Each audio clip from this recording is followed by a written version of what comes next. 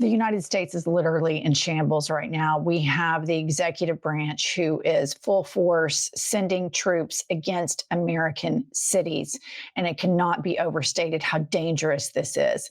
And in this country, we still have intellectuals. We're supposed to have an opposition party.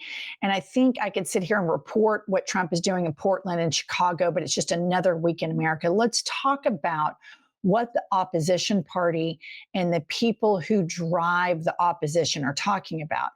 This is really, really dangerous to me. Ezra Klein, who is typically a very liberal voice, is teetering out into something as a person who lives in a red state. I know, number one, will not work.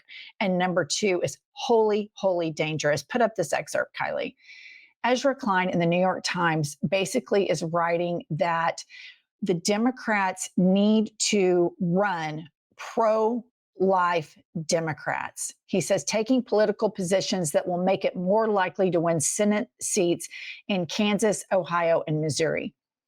This is so wildly dangerous and wrong. And I want to remind you, number one, Kansas has a Democratic governor. Number two, Kansas took the abortion issue on the ballot to the voters. And when this happens in red states, the voters always pick the progressive cause. If you run a MAGA light or Republican light Democrat against the real Republican is always going to win. And I can tell you this because I'm inside the Death Star. Every single time in Oklahoma, they take an issue to the voters. They legalized weed in Oklahoma, you guys. These people are collectively, in a big sense, Republicans. But when it goes issue by issue by issue, they support progressive causes. Ezra Klein is completely off his rocker. This is why we lost the elections. He needs to come spend time in red states and talk to the people, because people do not like this abortion ban. It is not popular even among Republicans in red states. Yes, there is the crazy evangelical base, but even within that movement, if their daughters get knocked up, I'm just going to tell you right now, they will move heaven and earth to make sure that daughter, even an evangelical one, will lie to the husband and go to a safe state to get the abortion. Ezra Klein, you may remember, went out right after the assassination of Charlie Kirk. Ezra Klein went out and was basically saying Charlie Kirk practiced politics in the right way. And he just recently had a conversation with Ta-Nehisi Coates, and Ta-Nehisi Coates held his ground, a true intellectual that stands up for civil rights. And I think this is the moment, and these are the leaders that we need right now. Please play the clip. Don't take any joy in saying this, but we sometimes soothe ourselves by pointing out that love, acceptance, warmth, that these are powerful forces. I believe they are. I also believe hate is a powerful force. I believe it's a powerful, powerful unifying force. And I think Charlie Kirk was a hate monger. You know, I really need to say this over and over again. I have a politic that rejects violence, that rejects political violence. I take no joy in the killing of anyone, no matter what they said. But if you ask me what the truth of his life was, you know, the truth of his public life, I would have to tell you it's hate. I would tell you, I'd have to tell you it is the usage of hate and the harnessing of hate towards political ends. What a powerful statement, because Ezra Klein knows that Charlie Kirk was a hate monger. He knows he was racist, misogynistic, homophobic. I don't know where the disconnect came other than the violence, and nobody condones that kind of violence. But in terms of him sitting in New York City saying that, you know, pro-life Democrats, why isn't the platform for the Democrats? They are pro-birth. They are not pro-life. And if the Democratic establishment is listening to this type of message, I mean, I just want to throw up my hands, because I don't see it getting any better. The Democratic establishment is listening to this type of messaging, and it is in 2016 and in 2024. This type of centrist, let's placate and add daylight to patriarchal, misogynist candidates. And they lose. Look at what just recently happened in Oklahoma. We had that Republican light candidate that ran as a Democrat against Kevin Stitt, and she lost. She lost. The problem with the Democrats doing this, number one, it's inauthentic. Nobody is buying that this Democrat is truly pro-life. The whole premise of it is set up on a lie. So what the voter does is they go with the person who's truly more authentic. And this type of messaging within the Democratic Party reminds me of when we had Rahm Emanuel on our podcast, and he immediately picked up the trans community and threw them under the bus. The message that will resonate with voters in rural America is saying they're roping you into a culture war, and that's not what this is. This is a class war. This is a total class war. You have the rich accelerating, getting richer and richer, consolidating more wealth. You have Donald Trump consolidating more and more power, colluding with the rich. This is why you were ranked 50th in school. It has nothing to do with abortion. It's none of your business. This is such a dangerous thing to be written in the New York Times. It is inherently misogynistic. He has no idea what is happening to the women in these red states. And these policies are not just an attack on women, they are a direct attack on poor women. Because rich women will fly their daughters to a state where they can get abortion care. Poor women do not have the choice. And then once these babies are born, of course, they are not pro-life. Of course that. But I think there's something super important. So that's terrible messaging from the Democrats. There's another opportunity that has just completely been squandered here. And it is the fact that yesterday, a MAGA gunman with his MAGA truck with the big MAGA flags on the back of it drove into a Mormon church, shot people, and set it on fire. And immediately Trump comes out as Stephen Miller, this is an attack on Christianity. The messaging that Democrats need to have here is guns are an attack on children. Guns are an attack on children. Furthermore, this guy was a Marine and clearly probably has some PTSD or something. In North Carolina over the weekend, another Marine who is very anti-LGBTQ plus and clearly has mental problems drove into a restaurant and shot 3 people. So here you have a political party that will not define what the problem is, which are lonely, untreated men that have mental problems, particularly coming out of the military. And because, of course, the Republicans never fund any sort of program to help these people after they have PTSD or psychological issues. Unlimited access to guns.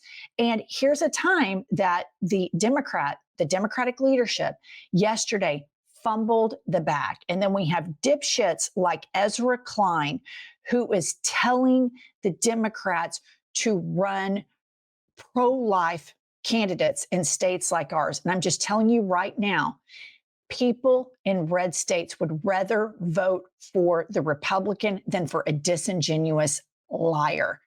12 times out of 10, this is a failed exercise. Kylie, put up the headline about this MAGA gunman. Mormon church gunman was Marine who, quote, supported Trump.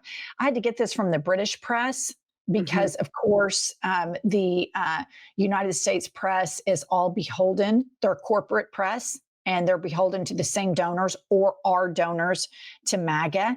And then here's another thing that happened over the weekend.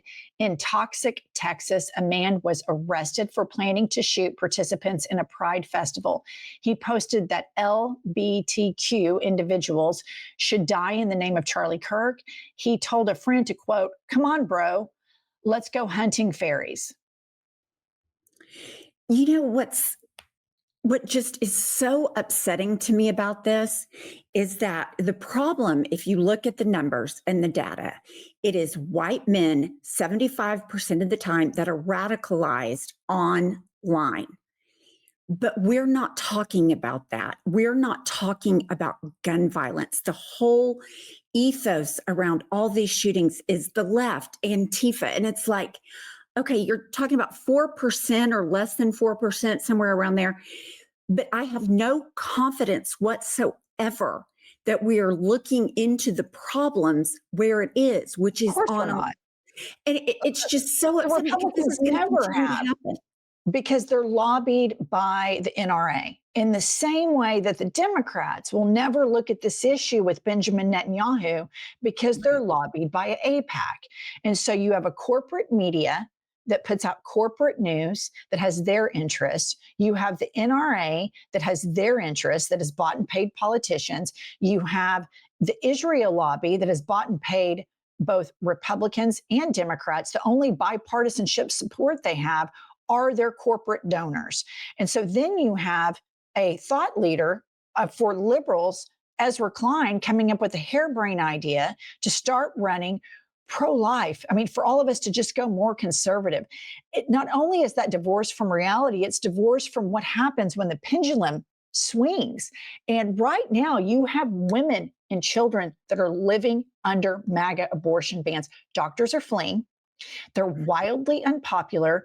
Even with Republicans, these policies in red states are wildly unpopular. But the reason we're not talking about the problem with guns is because of money. The reason we don't talk about the problems with Israel and the genocide that we're funding is because of money. The reason the press doesn't report this properly is because of money. These are all the through line through all of this is corporate money. And what happens then is you have an electorate that clings onto these different silos, some conspiracy theorists, some not. And the candidates who are breaking through right now, the ones who are truly breaking through that can fill stadiums, are the people who are beholden to no one. And I think it is an absolute fool's errand to continue to bend the knee and provide daylight to corporate causes and Republican structures, because Republican structures, patriarchal structures, leave people behind. The only argument that is authentic at this point that I think can resonate with voters in flyover states is an economic populist message. And when abortion comes up, when trans rights come up, you say yes, because I believe in it for everybody. And I don't leave anybody behind. You don't like trans people, that's your business. But when I speak about equality, when I speak about access to healthcare, that means I'm talking about everybody, and I don't leave anybody behind. You don't want an abortion. You don't want your daughter to have an abortion. You want your daughter to carry her rapist baby. That's your business.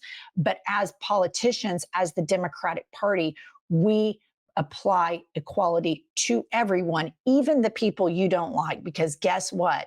Sometime down the line, you might love somebody who's marginalized, and we're advocating for them in advance. It's such a layup. It drives me insane that now we have liberal thought leaders caving to misogynist, patriarchal ideas that we will continue to lose time and time again at the polls. Next up, we have DL Demon Queen Benny Johnson. He's madder than a hornet over Bad Bunny. And I don't know what's going on with the NFL. It's kind of fascinating because I was so off on the NFL when they made Black players participate in a moment of silence for a racist named Charlie Kirk. I was so offended by that. It struck me to my core. But now they have said they are going to have Bad Bunny be the halftime entertainment. Of course, MAGA's completely melting down because he is Hispanic and anti-Trump. Kylie, pop this up.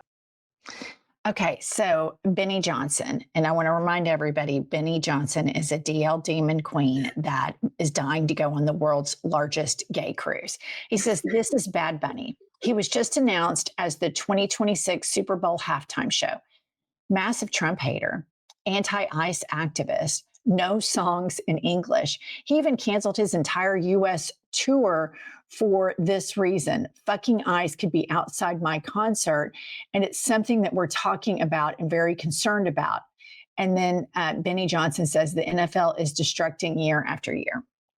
So good on the NFL for doing this. I guarantee you Kanks will start calling Roger Goodell and he will start messing with this. And at some point, we'll see, will the NFL hold firm or will they capitulate as well? And based on what I've seen thus far, they'll probably capitulate.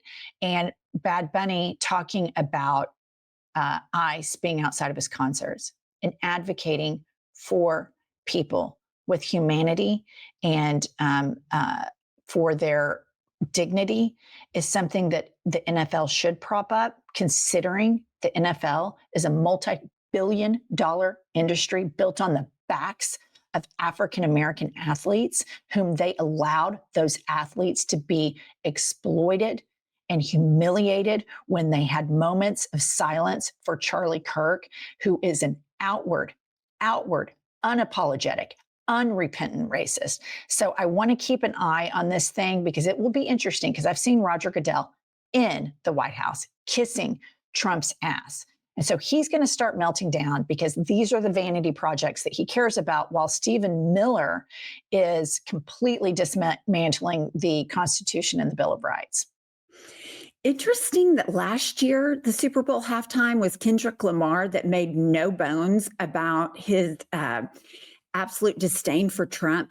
This, I wondered in the back of my head, and maybe I'm giving the NFL too much credit, that there was a huge backlash because of what you said, the racism from Charlie Kirk in the moment of silence. And I'm like, was this kind of, okay, we're course correcting? And then I remember how they treated Colin Kaepernick. So I too am intrigued by this, but it's just the meltdown by MAGA about art and music and creators. It really is something to behold.